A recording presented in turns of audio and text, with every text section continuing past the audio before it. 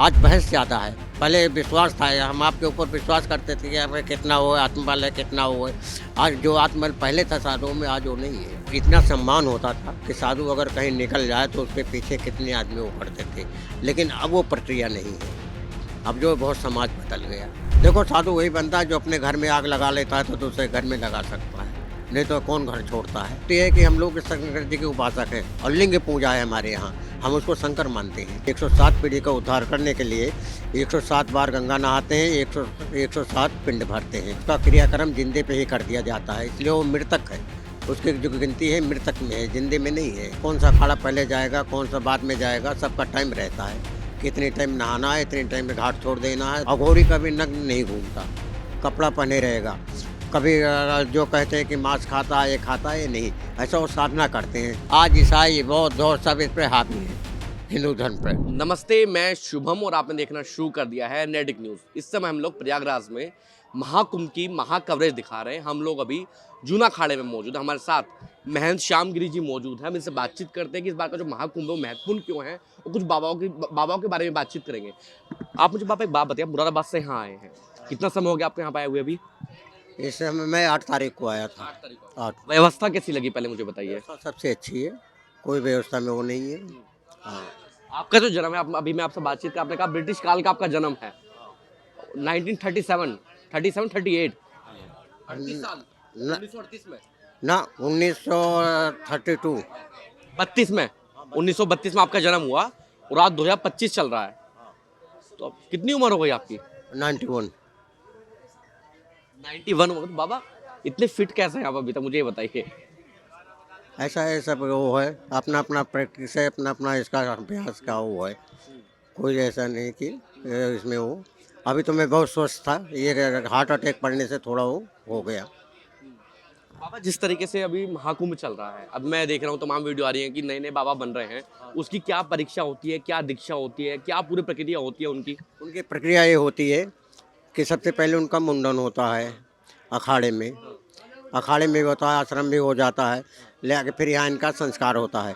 सब पर मातृ ऋण, पितृ ऋण, देव ऋण, गुरु ऋण, सब पर ऋण होता है मनुष्य पर। उससे उद्धार करने के लिए 107 पीढ़ी का उद्धार करने के लिए 107 बार गंगा नहाते हैं, 107 पिंड भरते हैं।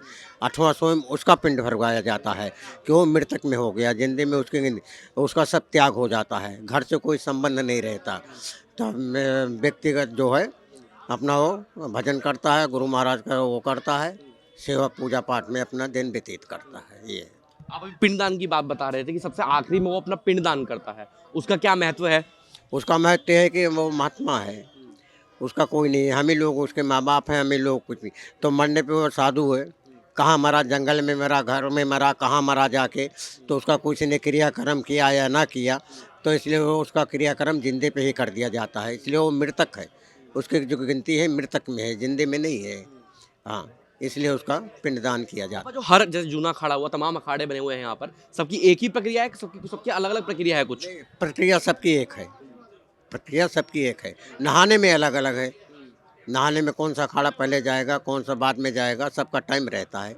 कितने टाइम नहाना है, इतने टाइम में घाट छोड़ देना है, दूसरा क्या नहाएगा। ये कैसे डिसाइड होता है कि पहले हम स्नान करेंगे, उसके बाद ये खड़ा जाएगा, उसके बाद वो खड़ा जाएगा? ऐसा है, जूना अखाड़ा जितने अखाड़े हैं सब मिलके इसका वो करते हैं। इसका नियम है कि पहले कौन सा अखाड़ा करेगा। वहाँ पर सभी नग्न रहते हैं। आपस में होता है कि साधु मैं पहले नहाऊँ, मैं वो नहाए, तो इसलिए सबका अलग अलग वो प्रक्रिया होती है। सबसे पहले जूना अखाड़ा नहाता है। जैसे बाबा दो तरीके के हम साधु यहाँ देख रहे हैं, अघोरी हैं, एक नागा बाबा है। हमें तो इतनी ही जानकारी है, बाकी और कितने प्रकार के साधु होते हैं, और नागा बाबा और अघोरी में क्या अंतर होता है दोनों में? नागा और अघोरी में बहुत अंतर है। अघोरी कभी नग्न नहीं घूमता, कपड़ा पहने रहेगा। कभी जो कहते हैं कि मांस खाता है, ये खाता है, ये नहीं। ऐसा वो साधना करते हैं, शमशान में साधना करते हैं, वैसे भी साधना करते हैं, बाहर करते हैं। अघोरी सब चीज़ खा लेगा, शराब भी पिएगा, मांस भी खा लेता है, सारे काम उसको अघोरपना है ना। सभी चीज़ खाएगा, हड्डी पहने रहेगा, गले में माला लटकाए रहेगा, मुंड माला लटकाए रहेगा, वो अघोरी होता है। उनकी भी परीक्षा होती है कुछ? वो तो उनकी बात सबकी अलग अलग नियमावली है, उसके बारे में हमें ज़्यादा ज्ञान नहीं है कि क्या है, लेकिन सबकी अलग अलग होती है। अघोरी के हाथ का हम लोग नहीं खाते, न पीते हैं। तो यहाँ अघोरी है कुछ, मतलब जूना अखाड़े में भी अघोरी है कुछ? जूना अखाड़े में नहीं है, जूना अखाड़े में तो जितने सब सन्यास हैं। सब सन्यासी नागा साधु हैं ज़्यादातर। साधु है जूना अखाड़े में है। जैसे आपने कहा कि अभी मैं आपसे बात करा कि नागा साधु जो है यहाँ नागा है, बाकी आपको कहीं भी मिलेंगे कपड़े पहने मिलेंगे। हैं? आपने भी बताया जब आपसे बात करते कि नागा साधु जो है यहाँ तो सब नांगे होंगे यहाँ पे कोई कपड़े पहने नहीं होगा, लेकिन बाद में अगर सोसाइटी में या समाज में हम देखेंगे वो कपड़े पहने मिलेंगे। कपड़े पहने हैं, हम भी नागा ही हैं, कपड़े पहने बैठे हैं आराम से। मैं भी नागा हूँ और कपड़े पहन के बैठा हूँ। ये तो अपनी अपनी इच्छा का, जुलूस में जाते हैं तो नंगा जाते हैं, और पदाधिकारी हैं जो वैसे हम लोग पदाधिकारी हैं नहीं होते नंगे, अपने वहाँ जाके कपड़ा लेके नहाएंगे नंगे ही होके। नहाना जो हो नंगे होके ही नहाना है। अच्छा, और प्रक्रिया एक है कि नागा वो बनता है जिसका लिंग की कटिंग नहीं होती। अगर अगला भाग का चमड़ा कटा है तो वो नागा नंगा नहीं हो सकता।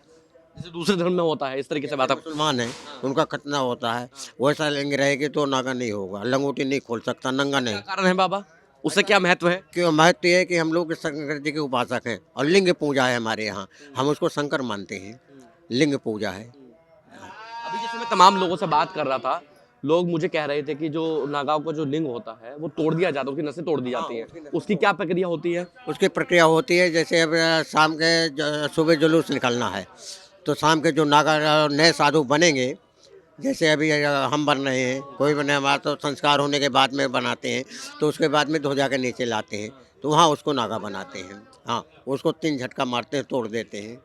वो सभी आप लोग खुद ही करते हैं सब लोग? हाँ, हमारे में वो खुद ही करते हैं। तो प्रेम मोह सब खत्म, सब कुछ? सब कुछ खत्म, कोई नहीं उसका वो। कुछ ऐसे भी लोग आते हैं आपके पास जो शुरुआत में तो आ गए कि हमें भी साधु बनना है और बाद में फिर घबरा जाते हैं व्यवस्था देखकर पूरी? ना, ये तो घबराते नहीं, ये तो प्रक्रिया है, एक प्रक्रिया है, इसमें कोई नहीं होता। बहुत साधु बेहोश भी हो जाते हैं। लिंग तोड़ने की प्रक्रिया होती है उसकी बात आप कर रहे हैं? हाँ, प्रक्रिया करते हुए बहुत साधु बेहोश भी हो जाते हैं जो कमजोर दिल करे, नहीं तो कोई परेशानी नहीं होती। हमारे यहाँ 24 घंटे का भजन है बस। और नागाओं की उजट भाषा है, आपसे सही नहीं बोलेंगे कोई भी। उसका कारण क्या है? जैसे तमाम सोशल मीडिया पे वीडियो देख रहे हैं। आप पहले क्या था कि पढ़े लिखे साधु नहीं थे, तपस्वी थे, उनको भजन से काम था और कुछ नहीं था, भजन करते थे, आराम से पड़े रहते थे, वो करते। और आजकल क्या है कि साधु का भी व्यवसाय हो गया, आराम से जो है अपना वो सब पैसे के चक्कर में पड़े रहते हैं। मैं बाबा यहाँ देख रहा हूँ तमाम जितने भी साधु बैठे हैं, कोई खड़े हैं, किसी के हाथ ऊपर हैं, तमाम ऐसे बाबा हैं जिस आप कहते हैं कि हमारा मोह सबसे खत्म हो गया है। हाँ, देखो, साधु वही बनता है जो अपने घर में आग लगा लेता है तो दूसरे घर में लगा सकता है, नहीं तो कौन घर छोड़ता है। और बहुत सी ऐसी चीज़ें हैं जो कि मैं नहीं बता सकता उसको आपको कि क्यों बनते हैं, क्या है क्या नहीं, नहीं समझेंगे नहीं। आप किस उम्र में बने सन्यासी? अभी लगा लो 32 का जन्म है। उसके बाद में मैं बहुत दिन तो ऐसे ही रहा। मैं पहले सोचता था कि बाबा लोग काम क्या करते हैं, बहुत दिन रहा मैं, 10-12 साल। ये समझो कि सन 48 तक ऐसे रहते रहे महात्माओं में ही, गुरु जी के पास रहते रहे। बोले बाबा जी बन जाओ, बोला क्यों बन जाए, पहले देख ले बाबा लोग काम क्या करते हैं। अगर ऐसे साल तक देखा आपने कि बाबा क्या काम करते हैं? कम से कम 12-13 साल देखा। जबकि देखा कि जब बाबा लोग ऐसे ही काम करते हैं तो फिर क्या फ़ायदा। तो इसलिए धीरे धीरे जो उसमें रह गए तो आखिर में क्या होता है कि रहते रहते तो अब गुरु लोग ऐसे हैं ना, तो वो समझाते हैं कि भाई अरे तुम बाबा जी बन जाओगे तो तुम्हें अब साधु आते हैं, उनके बर्तन मांजने पड़ते हैं, उनको बना के रोटी खिलाना पड़ता है सब, और तुम बन जाओगे तो तुम्हारे मांजेंगे, तुम्हें रोटी बना के खिलाएंगे। तो ऐसा लोग भी देते रहते हैं ना। तो साधु के कब तक वो करेगा, भेड़ तो कहीं ना कहीं मुड़नी है, तो जाके फिर उसको लास्ट में बनना ही पड़ता है। मैं भी ऐसे ही बना था।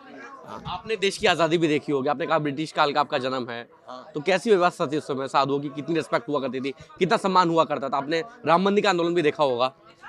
इतना सम्मान होता था कि साधु अगर कहीं निकल जाए तो उसके पीछे कितने आदमी वो करते थे, लेकिन अब वो प्रक्रिया नहीं है। अब जो बहुत समाज बदल गया। कारण क्या है सबसे बड़ा? आजकल मैं देख रहा हूँ कि तमाम लोग आ तो रहे हैं, आशीर्वाद से ज़्यादा फोटो खिंचवाने में ज़्यादा मस्त है वो। फोटो खिंचवाने में अपना अध्यात्म, देखो अध्यात्म का ज्ञान तो है नहीं इतना। पहले साधु तपस्वी था, अध्यात्म का ज्ञान था, वो पब्लिक धर्म का प्रचार करता था। आजकल क्या है कि पैसे का प्रचार है। अब जो लोग कहते हैं कि सनातन धर्म खतरे में है, तो क्या ये कारण है या दूसरा कारण, दूसरे धर्म के लिए खतरे में? दूसरा भी कारण है। आज क्या है, ये दूसरा भी कारण है।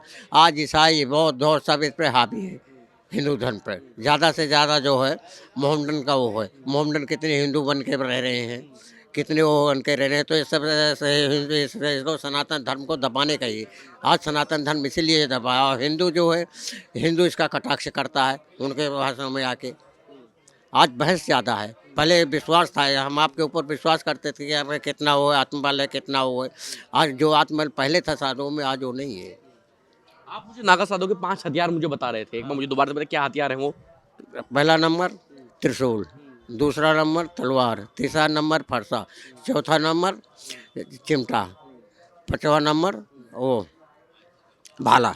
ये 5 हथियार हैं। इसके लिए कोई लाइसेंस की जरूरत नहीं है। लाइसेंस की जरूरत नहीं है, कहीं भी लिए घूमे, कहीं भी कुछ करें, कोई पूछने वाला नहीं है। हाँ। बाबा जैसे महाकुंभ आता है तो आप लोगों को सूचना मिल जाती है कि आप लोगों को यहाँ आना है और उतने समय तक रहना है, तो पहले से तैयारी शुरू हो जाती होगी आप लोगों की। तो हमें तो 4 कुंभ लगते हैं, 4 जगह।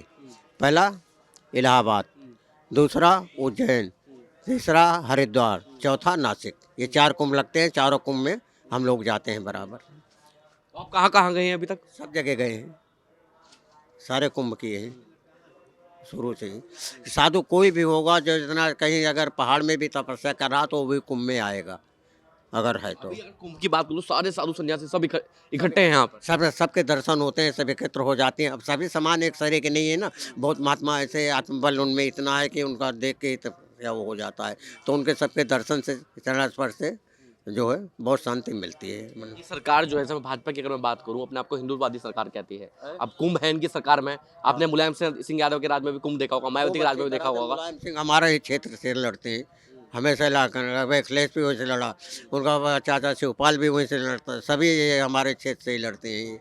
कैसे नेता, कैसे विचारधारा है इनकी? खूब बात हुई है, अखिलेश से खूब हुई है। हाँ, राम मंदिर के आंदोलन में थे जब लोग बताते हैं कि उन्होंने गोली चलवा दी थी। जब गोली चली थी तब भी मैं था। हाँ, जब गोली चली थी तब भी मैं था। जो लोग आरोप लगाते हैं कि मुलायम सिंह यादव ने ऑर्डर दिया था उनको गोली चलो, मुलायम सिंह यादव ने ऑर्डर दिया था गोली चलाने को। तो आपने कान नहीं पकड़े जब आपकी बातचीत होती थी उनसे? और बहुत कहा गया। देखो, ये राजनीति है, राजनीति में एक दूसरे का कटाक्ष होता है। आजम खान कितना हो रहा है, कितनी बार जेल गए हुए आजम खान के, और वो शकील रहमान जो वहाँ का सांसद था। हाँ, ये इनके कहने से वो हुआ था, क्योंकि ये सब मुस्लिम धर्म के पक्षधार हैं। राजनीति में क्या है, वोट चाहिए। हिंदू तत्व नहीं है राजनीति में, वोट चाहिए कैसे भी करके। हर पार्टी की विचारधारा यही है। हर पार्टी का है ये, कोई वो नहीं। अगर RSS या विश्व हिंदू परिषद ना होता तो अब तक सनातन भी ना होता। जो बैक साइड में काम करते हैं हिंदू समाज के लिए। अच्छा बाबा, जैसे आज जिस तरीके की व्यवस्था है, चाहे चुनाव की बात करूं, तमाम जो विपक्ष की, चाहे मैं राहुल गांधी की बात करूं, चाहे अखिलेश यादव की बात करूं, अब महाकुंभ है, सब सनातनी हैं जैसा आपने कहा, तो ये जो लोग ना यहाँ स्नान करने नहीं आ रहे हैं आपकी नज़र में, चाहे वो राहुल हो, चाहे कोई भी हो, तमाम नेता, आपकी नज़र में हिंदू है नहीं है वो लोग?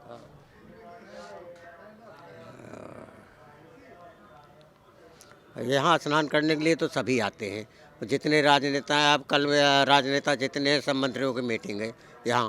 तो बीजेपी वाले आ रहे हैं, विपक्ष वाला तो कोई आ ही नहीं रहा। अब अखिलेश का बताए, अखिलेश सब जगह घूमा। मुसलमानों को अभी संभल में दंगा हुआ, 5-5 लाख रुपया दिया है अपनी पार्टी को।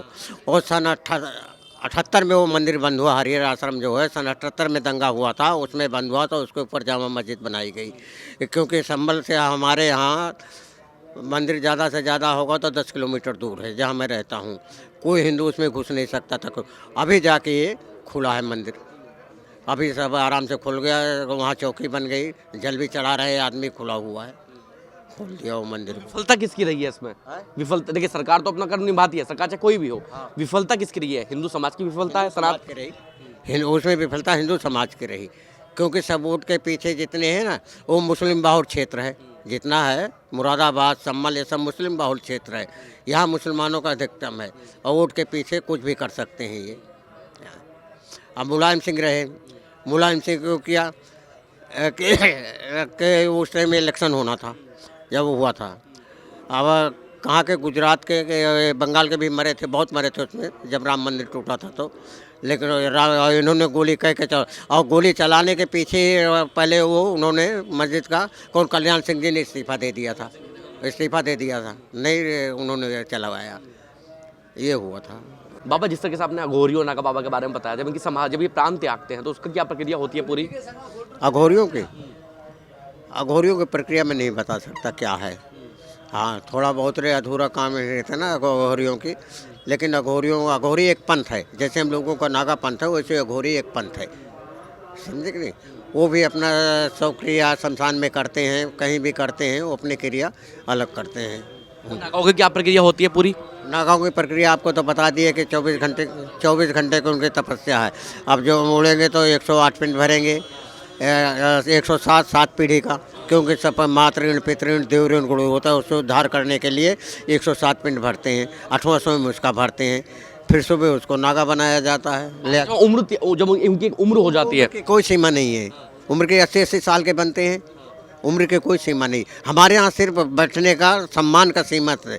अब चाहे अभी कल का मुड़ा हुआ है या परसों को मुड़ा हुआ है, आके यहाँ अगर उसके जैसे हमारे गुरुजी ने मुड़ा तो एक दूसरे के बराबर में नहीं बैठेगा। हमारे में जैसे आपका पारिवारिक रिश्ता चलता है, वैसे हमारे यहाँ भी पारिवारिक रिश्ता चलता है। अभी हमारा चेला है, हमारे बराबर में नहीं बैठेगा या और वैसे के नहीं बैठेगा। अब इसका चेला और कोई है तो वो बराबर, ये प्रक्रिया चलती रहेगी एक दूसरे की। एक बराबर में अब हमारे सामने ऊंचे पे नहीं बैठेंगे, नीचे ही बैठेंगे। कितने चेले बनाए बाबा आपने? 93 साल की उम्र हो गई आपकी, कितने चेले मिलेंगे आपको? 50 होंगे। सब आपके साथ हैं, जगह जगह हैं आज भी? हाँ, सब जगह जगह अपना बना के बैठे हैं, सब बनाए हुए। चेलाओं की परीक्षा ली जाती है? परीक्षा कोई नहीं, सब अपने आप सफल हो जाते हैं। हाँ, ऐसा है जिसका गुरु में आस्था रहती ना, वो खुद अपने आप हो जाता है। गुरु, हमें ये गुरु का ये नहीं देखना कि हमारा गुरु क्या करता है क्या नहीं करता, क्या कर रहा है, उसके अनुभव से हमें कोई मतलब नहीं कि क्या करता है क्या नहीं। हमें तो जो कहता है वो करना है। आप उसको मना नहीं कर सकते? नहीं, मना करते हैं, मना क्यों नहीं कर सकते, मना करते हैं, देखते हैं, लेकिन वो स्वतंत्र है। बाहर अब हमारे पास नहीं है, बाहर रह रहा है, क्या कर रहा क्या नहीं कर रहा उससे हमें कोई। अब गुरु चेला का काम क्या है कि हम लोग क्या कर रहे हैं क्या नहीं कर रहे हैं उसमें अटैच तो नहीं कर सकता कि आप गुरुजी ऐसा क्यों कर रहे हैं, ऐसा क्यों, ये नहीं कर सकता। एक सवाल नहीं कर सकता। हाँ, एक दूसरे का सम्मान जो है बराबर देना पड़ता है और लेना पड़ता है, समस्या ये है। बाबा, मेरा आपसे आखिरी सवाल ये है कि जो जितनी पॉलिटिकल बाजी है, चाहे जितनी राजनीति की बात है, आज भी मैं तमाम लोग देख रहा हूँ, तमाम लोग आपके पास आते हैं, मोबाइल फोटो खिंचवाने में व्यस्त हैं। वो जो सम्मान है, जो हिंदुओं के साधु संन्यासियों का सम्मान था, वो सम्मान कैसे लौटेगा वापस? अब अभी तो समाज ऊपर को जा रहा है, आज वैज्ञानिक युग है, समझे कि नहीं। आज वैज्ञानिक हो गया, विज्ञान कितना बढ़ गया, लेकिन पहले जितना विज्ञान था उतना आज नहीं है। पहले जो विज्ञान था वो यथार्थ और वो था सटीक। आज वो विज्ञान आज सब सटीक है। कैसा है, पहले लोग कहते थे कि खड़ाओं से उड़ते थे, हैं, और जिसको चाहते थे सूर्य को बुला लेते थे, किसी भी देवता को आह्वान करते थे वो आ जाता था। आज क्या है, अग्नि प्रकट कर लेते थे, आज अग्नि माचिस में प्रकट हो जाती है। अग्नि को जो है बंद कर रखा है, माचिस में पैदा कर लेते हैं। जल को देखो जगह जगह व्यतीत करते हैं, नल लगा दिया है। और तो आज वैज्ञानिक युग है, वैज्ञान के आगे जो है। लेकिन पहले के इतना विज्ञान नहीं है, पहले ऋषि मुनि ऐसे थे कि जो चाहते थे वो कर लेते थे। सम्मान भी होता था, तो आज जितना वैज्ञानिक सुविधा हो गई है, सम्मान कम हुआ है। सम्मान कम हो गया, ये है। अब सम्मान कैसे वापस आएगा? अब सम्मान तो देखो गुरु महाराज जैसा करता है, जैसा भविष्य करता है, भविष्य की बात है। आप देख रहे हैं नेट्रिक न्यूज, साहस सच कहने का।